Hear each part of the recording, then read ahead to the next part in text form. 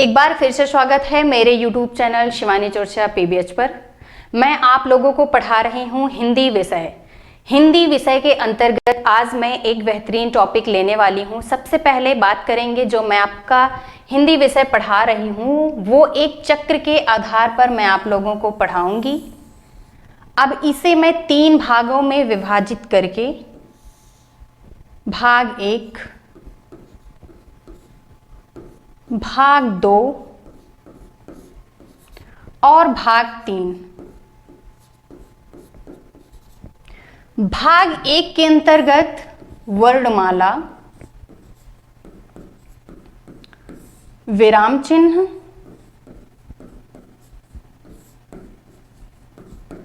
जबकि भाग 2 के अंतर्गत पद के भेद, पद के भेद। तीसरे भाग में आपका आता है अलंकार।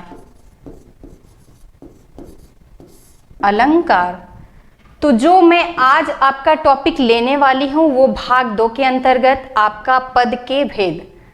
मैं आपको पढ़ाने वाली हूं पद के भेद। ध्यानपूर्वक आप लोग देखेंगे, सिर्फ सुनेंगे, बहुत अच्छे से समझ में आएगा।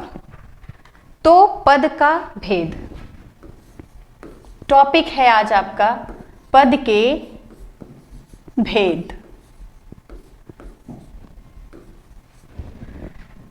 अब इतने सारे स्टूडेंट्स हैं, सबसे पहले आप लोगों के माइंड में ये क्वेश्चन आया होगा कि पद के भेद पढ़ेंगे, ठीक है, लेकिन सबसे पहले ये जानेंगे कि पद क्या है।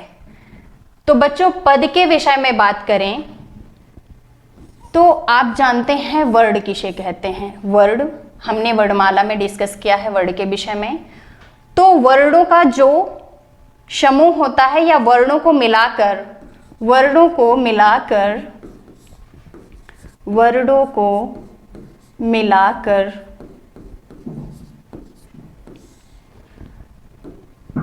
मिलाकर एक सार्थक अर्थ दिया जाता है। एक सार्थक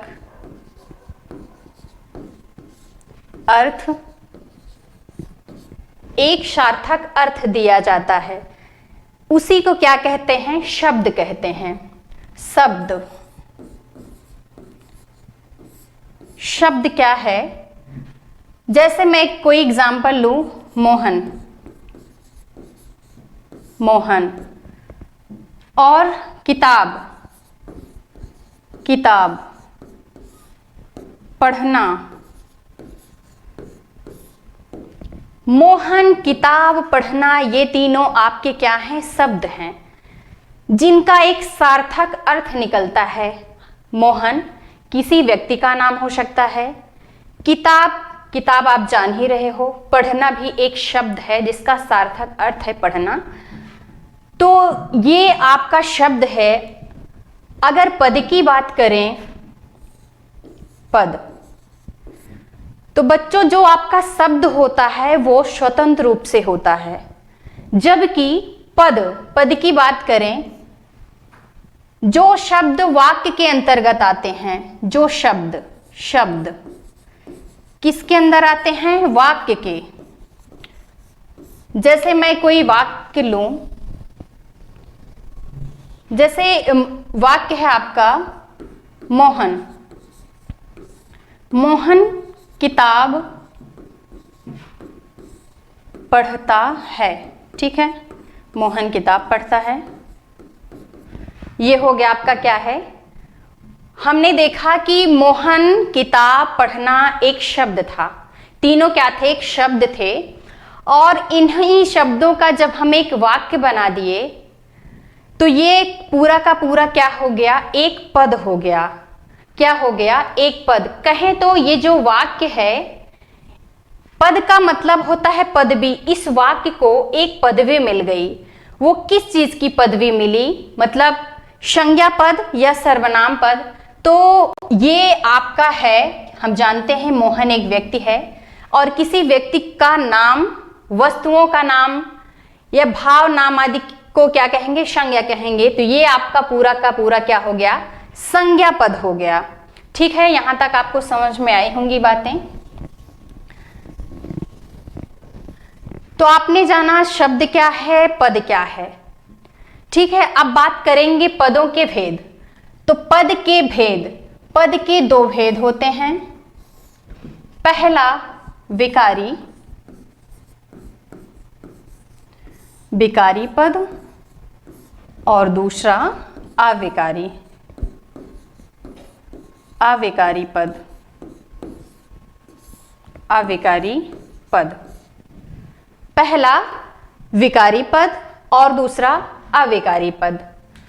अब बात आती है कि विकारी पद क्या है। तो विकारी जो है विकार शब्द से मिलकर बना है। विकार, विकार का शाब्दिक अर्थ होता है परिवर्तन, परिवर्तन। जबकि अविकारी का अर्थ होता है जिसमें परिवर्तन ना हो सके। तो आप लोग कहेंगे परिवर्तन, कैसा परिवर्तन?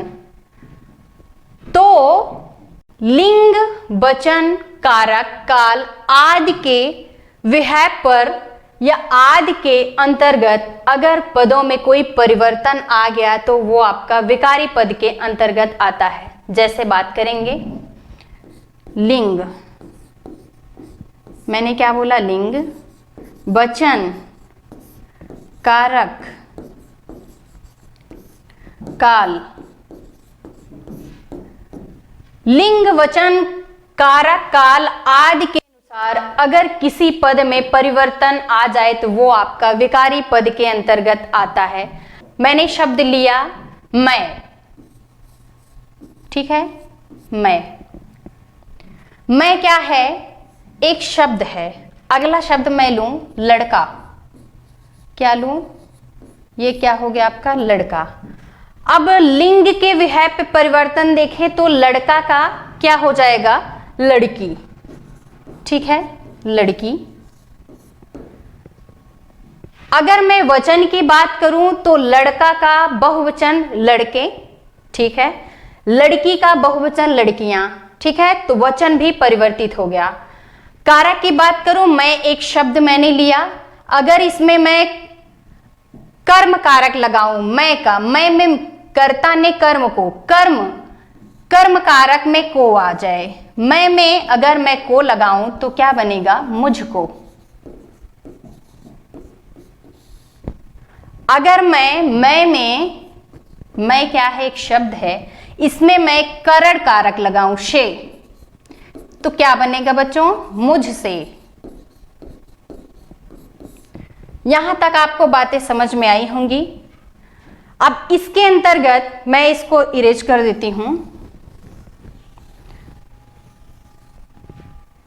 तो वो पद जिसमें लिंग, वचन, कारक, काल आदि के अनुसार या आदि के आधार पर अगर परिवर्तन हो जाता है तो वो आपका विकारी पद कहलाता है। विकारी पद के अंतर्गत चार चीजें आती हैं।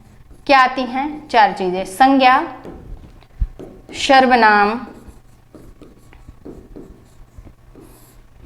विशेषण,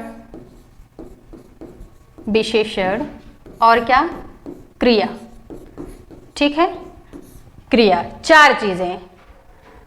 वे पद जिसमें लिंग, वचन, कारक, काल आदि के अनुसार परिवर्तन ना हो सके वो कौन से पद कहलाते हैं? अविकारी पद। अविकारी पद के अनुसार, अविकारी पद में कोई एग्जाम्पल लूं, जैसे यथा, और, इसलिए। अब आप लिंग में परिवर्तन करिए, क्या? यथा, सॉरी,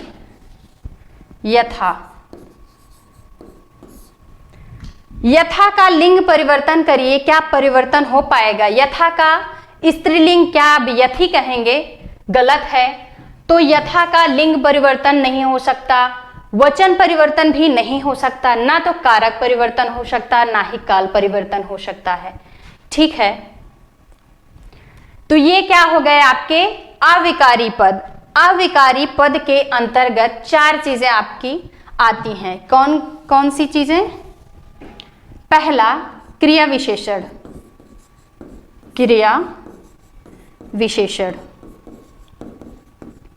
दूसरा क्या, समुच्चय, समुच्चय बोधक शब्द, समुच्चय बोधक।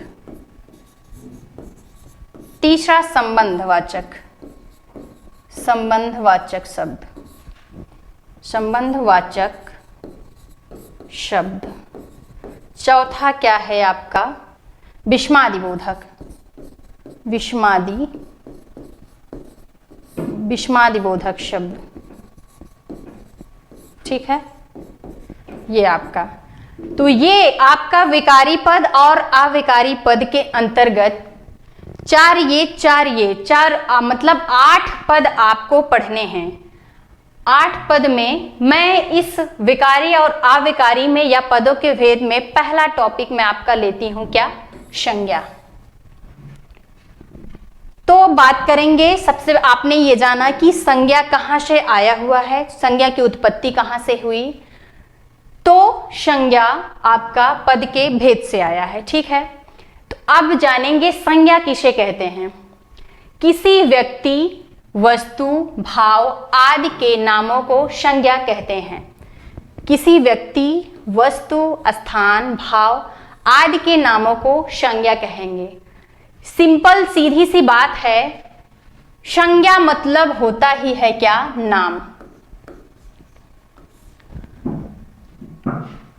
आपकी जिंदगी में जितनी भी चीजें हैं, आपका वस्तु हो, व्यक्ति हो कोई, या भाव हो या स्थान हो, जो भी आपके आसपास दिखती हो, सबके नाम को क्या कहेंगे, संज्ञा कहेंगे।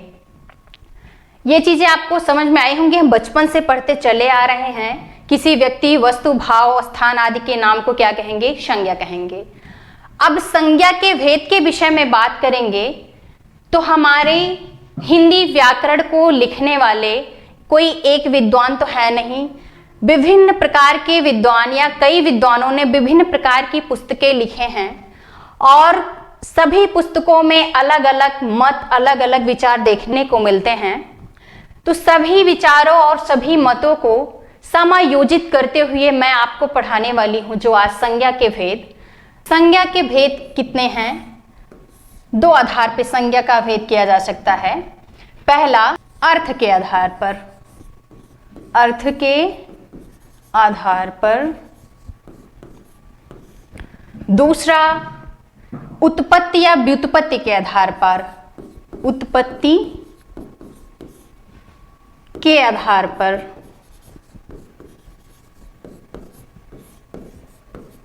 ठीक है, अर्थ के आधार पर आपकी संज्ञा के 5 भेद हैं। पहला, व्यक्तिवाचक, ठीक है, व्यक्तिवाचक संज्ञा। दूसरा, जातिवाचक संज्ञा। तीसरा, समूहवाचक, ठीक, समूहवाचक संज्ञा। चौथा, द्रव्यवाचक। पांचवा आपका क्या है, भाववाचक, भाववाचक। ठीक है, अर्थ के आधार पर 5 भेद हैं आपके, किसके, संज्ञा के। उत्पत्ति के आधार पर जो व्याकरण के विद्वानों ने उत्पत्ति के आधार पर संज्ञा के भेद को बांटा है वो क्या है, 3 है। पहला, व्यक्तिवाचक।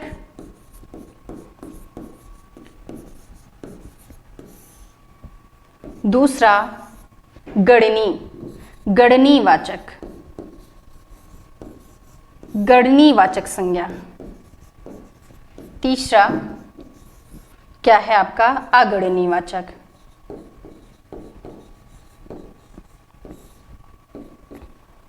अगणनीवाचक।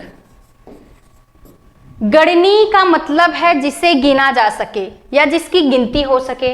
अगणनीवाचक संज्ञा का मतलब है ऐसी संज्ञा जिसे गिन ना सके या जिसकी गिनती ना की जा सके। यहां तक बातें आपको समझ में आई होंगी। सर्वसम्मत जो मत है या आधुनिक वर्गीकरण के आधार पर अगर हम संज्ञा के भेद को देखें तो आधुनिक वर्गीकरण के आधार पर संज्ञा के जो भेद हैं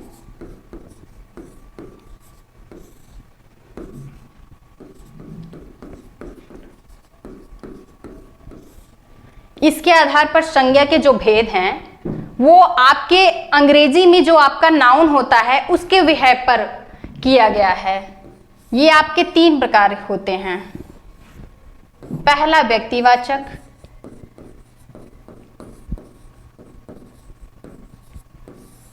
ठीक, दूसरा आपका जातिवाचक,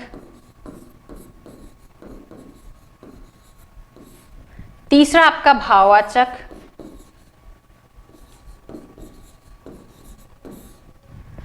अब इसी जातिवाचक के जो 2 उपभेद हैं जिसे हमने अर्थ के आधार पे पढ़ा था, पहला है समूहवाचक, समूहवाचक जिसे समुदायवाचक भी कहते हैं, जानते रहिएगा। अगला है द्रव्यवाचक, द्रव्यवाचक संज्ञा, द्रव्यवाचक संज्ञा, ठीक है। यहां तक बातें आपको समझ में आई होंगी। पहला क्या है आपका व्यक्तिवाचक, दूसरा जातिवाचक, तीसरा आपका भाववाचक। अब जातिवाचक के अंतर्गत ही आपका समूहवाचक या समुदायवाचक या और द्रव्यवाचक संज्ञा आते हैं। अब बात करेंगे पहला व्यक्तिवाचक संज्ञा के विषय में। तो व्यक्तिवाचक संज्ञा किसे कहते हैं? जिस शब्द से किसी एक वस्तु या व्यक्ति का बोध हो उसे क्या कहेंगे? व्यक्तिवाचक संज्ञा कहेंगे। व्यक्ति का मतलब होता है विशेष, कोई व्यक्ति विशेष, मतलब कोई एक चीज जो स्पेशल हो, अपने आप में क्या हो? स्पेशल हो, एक ही हो, कोई व्यक्ति हो या कोई वस्तु हो। जैसे व्यक्तियों के नाम सुरेश, मोहन, रमेश। रमेश क्या है? एक नाम है। अब ऐसा तो है नहीं पूरे संसार में सिर्फ रमेश नाम का कोई एक ही व्यक्ति हो, लेकिन जो भी व्यक्ति या जो भी व्यक्ति होता है जिसका नाम रमेश होता है वो अपने आप में स्पेशल होता है, क्योंकि किसी व्यक्ति के जैसा कोई दूसरा व्यक्ति नहीं हो सकता है। नाम आपका जातिवाचक संज्ञा है, लेकिन रमेश क्या है? किसी व्यक्ति विशेष का नाम होता है, ठीक है। नाम आप समझ गए। दिशाओं के नाम जैसे उत्तर, दक्षिण, पश्चिम, पूरब। पूरब, पश्चिम, उत्तर, दक्षिण जो दिशाएं होती हैं, अब उत्तर दिशा केवल एक ही है, दक्षिण केवल एक ही दिशा है। हम जानते हैं पश्चिम, पूरब एक ही दिशा है और कोई दिशाएं नहीं होती हैं। तो क्या है? कोई व्यक्ति विशेष या कोई दिशाओं का भी नाम जो एक ही होता है, जो अपने आप में एक स्पेशल हो, वो क्या किसके अंतर्गत आता है? व्यक्तिवाचक संज्ञा के अंतर्गत। देशों के नाम, भारत, हम जानते हैं भारत, हमारा भारत एक देश है, ठीक है। श्रीलंका एक देश है जो अपने आप में स्पेशल है। नेपाल एक देश है। जापान एक देश होता है।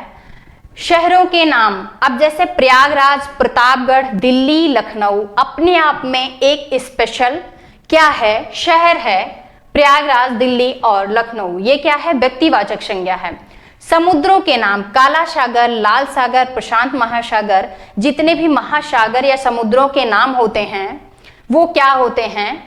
व्यक्तिवाचक संज्ञा के अंतर्गत आते हैं, क्योंकि काला सागर एक ही सागर है, लाल सागर एक ही सागर है, हम जानते हैं। अब नदियों की बात करें तो नदियां जो होती है वो आपकी जातिवाचक संज्ञा के अंतर्गत आते हैं। जबकि गंगा नदी की बात करें तो गंगा नदी, गंगा एक अपने आप में विशेष है, पवित्र है। नर्मदा हुई या ताप्ती नदी हुई, तो नर्मदा एक ही नदी है, ताप्ती एक ही नदी है, जबकि गंगा एक ही नदी है। तो जो एक ही हो, जो हो स्पेशल हो, अपने आप में महत्व रखता हो, उसके जैसा कोई दूसरा ना हो, तो वो किसके अंतर्गत आएंगे? व्यक्तिवाचक संज्ञा के। ऐसे ही आपका दिनों का नाम हो गया, महीनों का नाम हो गया, कोई त्योहारों का नाम हो गया, दीपावली, होली, दशहरा।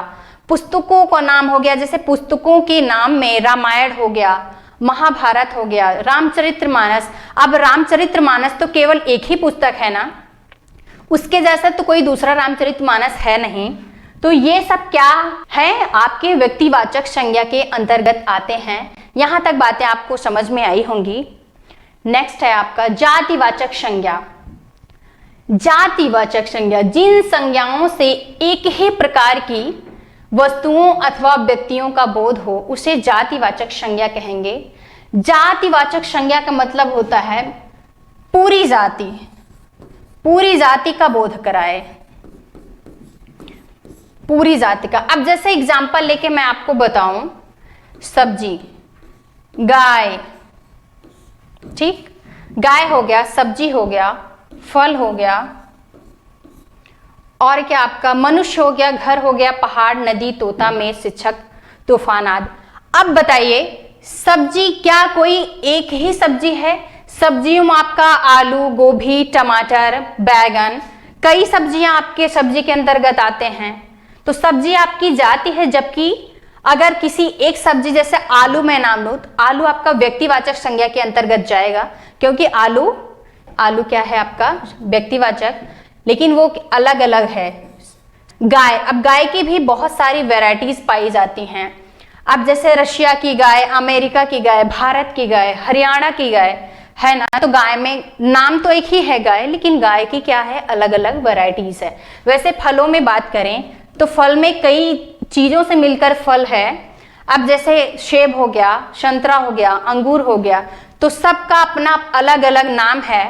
तो अगर किसी एक विशेष, जैसे मैं केला बोलूं, तो केला जो है आपका क्या है, वो व्यक्तिवाचक संज्ञा के अंतर्गत आएगा। एक फल एक क्या है, जातिवाचक संज्ञा है। यहां तक बातें आपको समझ में आई होंगी। अब तीसरा है आपका भाववाचक संज्ञा। जिस संज्ञा शब्द से व्यक्ति, वस्तु के गुण या धर्म, दशा अथवा व्यापार का बोध होता हो, उसे भाववाचक संज्ञा कहते हैं। सीधी सिंपल सी बात करें भाववाचक संज्ञा की, तो भाववाचक संज्ञा समझने के लिए सबसे अच्छा ट्रिक है, जिसे हम छू ना सकें, जिसे हम देख ना सकें, सिर्फ क्या कर सकें, महसूस कर सकें। जैसे लंबाई, अब आप कहोगे मैम लंबाई को तो हम लोग देखते हैं, जैसे आप बाहर पढ़ाई करते हो, ठीक है, बाहर आप, जैसे आप दिल्ली आप पढ़ाई करते हो, ठीक है, कहाँ, दिल्ली, आप आए घर, आपका कोई भतीजा है, इतना बड़ा है, ठीक है, जब आप अगली साल आ रहे हो तो वो क्या करता है, उसकी लंबाई इतनी हो जाती है, ठीक है। अब इसकी जो ग्रोथिंग है, ये लंबाई, आपने इसके शरीर को देखा, ठीक है, आप ये क्या देख रहे हो, इसके शरीर को देख रहे हो। आप इसके शरीर को देखकर ही आपने ये महसूस किया कि ये क्या किया, इसकी क्या हुई, लंबाई बढ़ी, ठीक है। लेकिन ये लंबाई की जो स्पीड है उसको आपने ना छुआ और ना ही आपने देखा, बस आपने महसूस किया इसके शरीर को देख करके कि ये जो हमारा भतीजा है वो बड़ा हो गया है, ठीक है। अब बुढ़ापा की बात करें, बुढ़ापा जो है, बुढ़ापा को ना आप छू सकते हो ना तो देख सकते हो, कोई बुजुर्ग व्यक्ति है, लेकिन बुढ़ापा एक महसूस करने वाला शब्द है। किसी व्यक्ति को आपने देखा, उसकी उम्र ज्यादा हो गई तो आपने बोल दिया कि वो बुढ़ापा अवस्था में है, तो बुढ़ापा क्या है आपका, भाववाचक संज्ञा। नम्रता को ना आप छू सकते हो ना आप देख सकते हो, बस आप किसी व्यक्ति के व्यवहार को या उसके गुणों को देखकर आप कह सकते हो कि वो बहुत नम्र स्वभाव का इंसान है। उसी प्रकार आपका मिठास, आप कुछ चीजें खाते हो, आप उसे देख नहीं सकते ना ही आप उसे छू सकते हो मिठास को, बस आप महसूस कर सकते हो उसके स्वाद को कि ये क्या है, मीठा है। उसी प्रकार आपका समझ है, उसी प्रकार आपकी चाल है। अगला बात करेंगे समूहवाचक। मैंने आपको बताया था आधुनिक वर्गीकरण के आधार पर समूहवाचक और क्या, द्रव्यवाचक संज्ञा, ये किसके अंतर्गत आते हैं, जातिवाचक संज्ञा के अंतर्गत। तो आपका जो समूहवाचक संज्ञा है, जिस संज्ञा शब्द से वस्तु अथवा व्यक्ति के समूह का बोध हो उसे क्या कहेंगे, समूहवाचक या समुदायवाचक, उसे समुदायवाचक संज्ञा कहते हैं। जैसे कई व्यक्तियों का जो समूह होता है उसी को आप क्या कहोगे, सभा कहोगे, दल कहोगे, गिरोह कहोगे, टोली कहोगे, या फूलों के, कई फूलों के जो समूह होते हैं उसी को आप गुच्छा कहते हो, कुंज कहते हो, मंडल कहते हो, या आम के, कई आमों के जो समूह होते हैं हम उसको क्या कहते हैं, घौद। तो कोई एक व्यक्ति या एक वस्तुओं से कभी आपका समूह नहीं बनता। अब जैसे सेना, ठीक है, सेना क्या है, सेना एक समूहवाचक संज्ञा के अंतर्गत आता है। एक सैनिक से आपका सेना तो बनेगा नहीं, कई सैनिकों का समूह आपका सेना कहलाता है। ठीक है, सेना हो गया, मेला हो गया, जैसे मेला ले लो, मेला किसी एक व्यक्ति से तो मेला बनता नहीं है, किसी एक व्यक्ति से तो मेला लगता नहीं है। मेले में बहुत सारे व्यक्ति होते, कोई झूला झूलता है तो कोई झुलाने वाला होता है, कोई दुकान लगाता है तो कोई खरीदने वाला होता है। तो कई लोगों का जो समूह होता है उसी को मेला कहते हैं, उसी को सभा कहते हैं, उसी को दल कहते हैं, गिरोह कहते हैं, टोली कहते हैं। तो आपको समूहवाचक संज्ञा समझ में आ गया होगा। द्रव्यवाचक संज्ञा, अगला क्या है आपका? द्रव्यवाचक संज्ञा। अब आपने साइंस में पढ़ा होगा द्रव्य, द्रव्य के अंतर्गत क्या चीजें आती हैं? ठोस, द्रव, गैस, धातु, अधातु। क्या? ठोस, द्रव, गैस, धातु, कमा अधातु। कहने का मतलब है साइंस में जो आपने पढ़ा है द्रव्य के अंतर्गत ठोस, द्रव, गैस, धातु, अधातु आदि के नाम को क्या कहेंगे? द्रव्यवाचक संज्ञा। द्रव्यवाचक संज्ञा के अंतर्गत आपका क्या आता है? ठोस, द्रव, गैस, धातु और अधातु। ठोस में अब जैसे आपका ले लें ईंट, ठीक, ईंट, ईंट को नापा तौला जा सकता है। अब जैसे मैं आपका ले लूं सोना, सोना, सोना चांदी वाला सोना, आभूषण, ठीक है, ये क्या है? आपका धातु है। अधातु में जैसे ले लूं आपका कोयला, कोयला आपका एक खनिज है।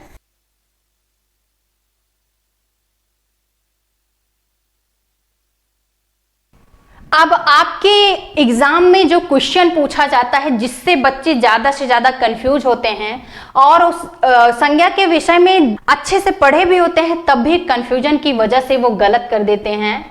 अब जो आपका ट्विस्ट आता है एग्जाम में, जैसे कुछ शब्द, जैसे क्या है?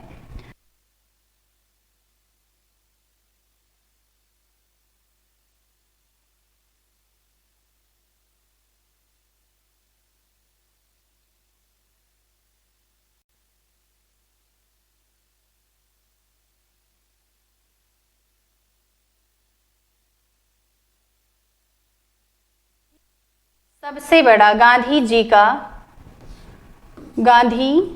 का बहुत बड़ा योगदान है, बहुत बड़ा योगदान है,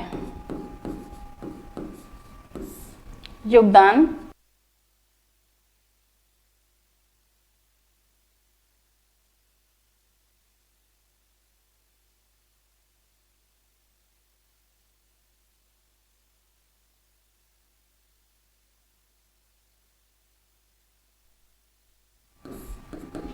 परिवार का सबसे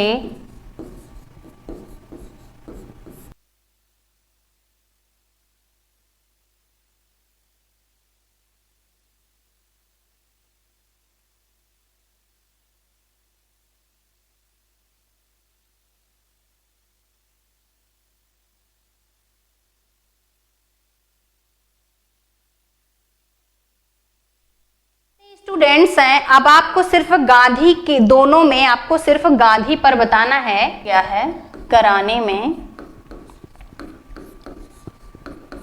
गांधी जी का बहुत बड़ा योगदान है। गांधी एक व्यक्ति विशेष है, इसलिए इसमें क्या होगा? व्यक्तिवाचक संज्ञा। पहले में क्या आएगा?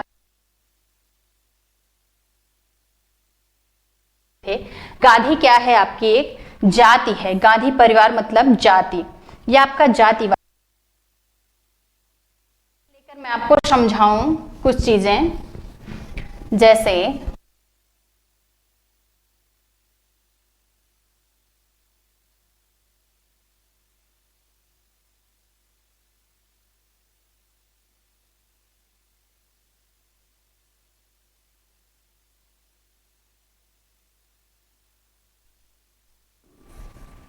दिल्ली में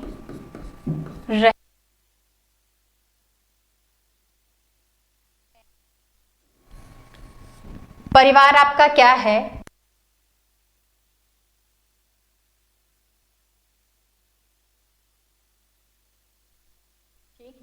अगला आपका मैं लेती हूं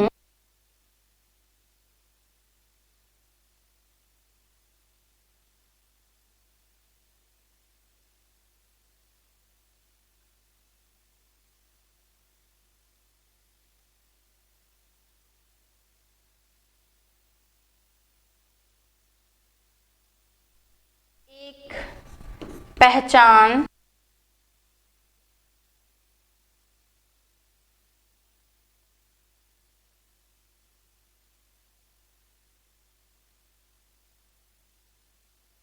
आपका जातिवाचक संज्ञा